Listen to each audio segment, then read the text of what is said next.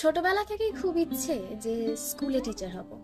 কলকাতায় একাই একটা ফ্ল্যাটে থাকি, বিয়ে করিনি, তবে আমার কিন্তু ছেলে মেয়ে প্রচুর।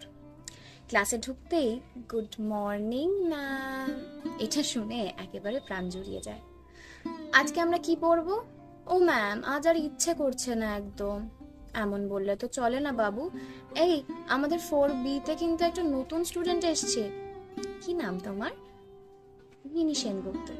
হ্যালো মিনি, আমি প্রিয়দর্শিনী ম্যাম, তোমাদের ম্যাথস টিচার এবং ক্লাস টিচার। সবাই মিনিকে হ্যালো বলেছো? Yes ma'am. স্কুলে কাটানো সময়টা আমার প্রিয় সময়। এই কচিকাচারাই তো ভুলিয়ে রেখেছে আমার কত কত আঘাত। হাসাহাসি করা প্রিয়দর্শিনী ম্যামের আড়ালে এক ভেঙে পড়া প্রিয়তা আমাকে তো কেউ চেনে নাই না। প্রিন্সিপালের ম্যামের ঘরে ডাক পড়লো নতুন স্টুডেন্টের গার্জিয়ানের সাথে কথা বলতে। Good afternoon, I am Priyadarshini Mitra, Mini's class teacher. Hello ma'am, আমি সঞ্চারী সেনগুপ্ত, মিনির মা। ওর বাবা আসলে একটু ব্যস্ত, তাই ইটস ফাইন, কোনো ব্যাপার না। মিনি তো একেবারে মিড সেশন স্কুল জয়েন করেছে, কিছুদিন পরেই ফাইনাল। ওর কিন্তু একটু অসুবিধা হবে টু আন্ডারস্ট্যান্ড এভরিথিং। হ্যাঁ ম্যাম, আমিও সেই নিয়েই খুব চিন্তিত। একটা কাজ করুন, স্কুলে তো ওকে সব বাচ্চার মধ্যে আলাদা করে পুরনো পড়া পড়ানোটা ঠিক পসিবল হবে না। Bring her to my house on weekends, আমি রেডি করিয়ে দেবো ওকে। Thank you so much ma'am, it would be of great help. No issues, আপনি অ্যাড্রেস আর ফোন নাম্বারটা নিয়ে নিন। মিনি মেয়েটা ভারী মিষ্টি। আমার বাড়িতে কিছু সিনিয়র ক্লাসের স্টুডেন্টদের পড়ায়। ও কি সুন্দর চুপ করে ওদের ক্লাস শেষ হওয়া অবধি সোফার এক কর্নারে বসে নিজের মতোই আঁকছে। আমিও তো একদিন মিনির মতোই ছিলাম, শান্ত চুপচাপ। বিক্রম স্যারের ম্যাথস টিউশনে চুপ করে কোনায় বসে নিজের মতোই লেখালেখি করা ক্লাস 7-এর প্রিয়া। এই শর্ত, এটা আমাদের সিট। ও সরি। মা, তুই মেনেও গেলি? কি বোকা ভাই তুই। It's not funny. এই, তোরা প্রিয়দর্শিনীকে বিরক্ত করিস না, ও নতুন স্টুডেন্ট। এই সাক্ষ্য, তোর দায়িত্ব ওকে আগের চ্যাপ্টার গুলো বুঝিয়ে দেওয়ার। তুই এমনি যা বোকা, তোকে বোঝাতে তো আমার হালত টাইট হয়ে যাবে রে। Will you shut up? আমি টপ করি আমার স্কুলে।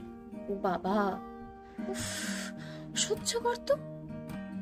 সাক্ষ্যকে বাড়িতে ইনভাইট করে ওর থেকে পড়া জানার একেবারেই ইচ্ছে ছিল না আমার, কিন্তু স্যারের কথা অমান্য করার মতো মেয়ে আমি নই।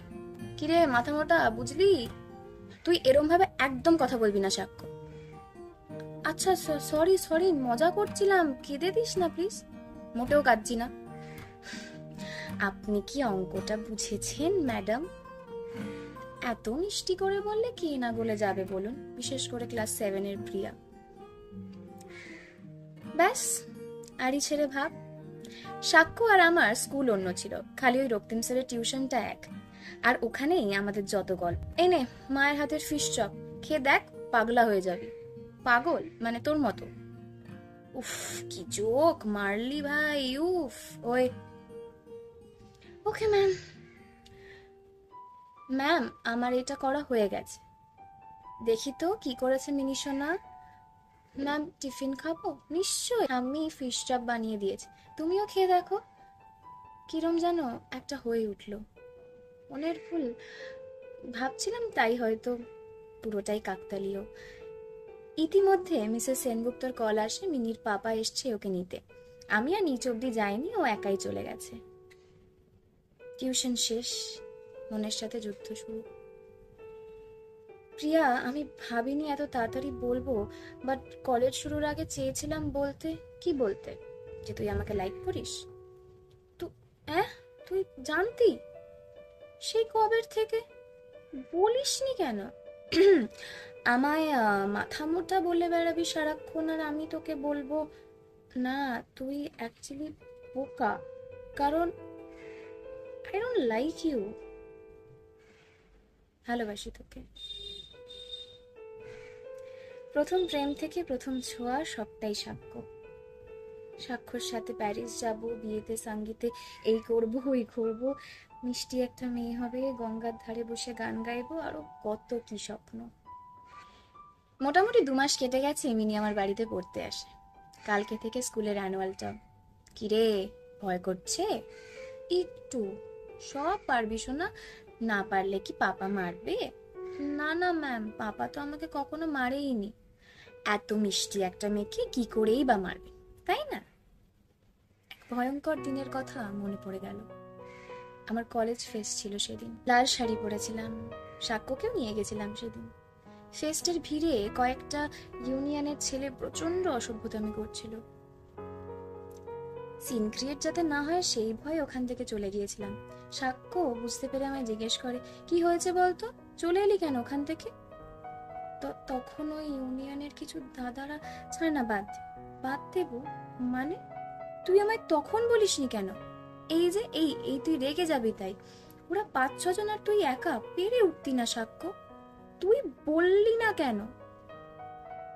ওইরম রাগ আমি ওর কখনো দেখিনি। জোরে জোরে দরজায় বাড়ি মারছে, কাছের গ্লাসটা ভেঙে ফেললো। সাক্ষ্য শান্ত হয়, এরম করিস না, আমার ভয় লাগছে সাক্ষ্য। আর ব্যাস, সজোরে একটা থাপ্পড় পড়লো আমার গালে। আর তবে থেকে ভুলতে পারিনি ওই রেগে যাওয়া সাক্ষ্যকে। ক্ষমা করতে পারিনি আমার গালে 5 আঙুলের দাগ বসিয়ে দেওয়া আমার সাক্ষ্যকে। এক্সাম শেষ, রেজাল্টের দিন। Mini ask your parents to come. Good afternoon ma'am, আমি মিনির বাবা সাক্ষ্য সেনগুপ্ত। কি রিয়াক্ট করব বুঝতে পারছিলাম না। আমার সামনে আমার সাক্ষ্য, রক্তিম স্যারের টিউশনের সাক্ষ্য, আমার প্রেমিক সাক্ষ্য, আমার গায়ে হাত তুলেছিল যে সাক্ষ্য, মিনিস বেস্ট বাবা সাক্ষ্য। নমস্কার, আমি মিনির class teacher. She is a brilliant student, ভীষণ ওয়েল বিহেভড, ইত্যাদি ইত্যাদি কথা বলে গেলাম। কোনো রকমে পিটিএম শেষ করে স্কুল গার্ডেনে গেলাম, একটু ফ্রেশ এয়ার লাগবে। প্রিয়া, ইয়েস মিস্টার সেনগুপ্ত। চিনতে পারিসনি এটা তো হতে পারে না। কেমন আছিস? ভালো। তুই? ভালো। মিনিকে পড়ানোর জন্য থ্যাংক ইউ। আমার মেয়ে জেনেও, আমার প্রত্যেক স্টুডেন্টকে আমি তাদের নিজস্বতার জন্য ভালোবাসি। তাদের বাবা মা কে কি ম্যাটার করে না। তুই বিয়ে করিসনি কেন?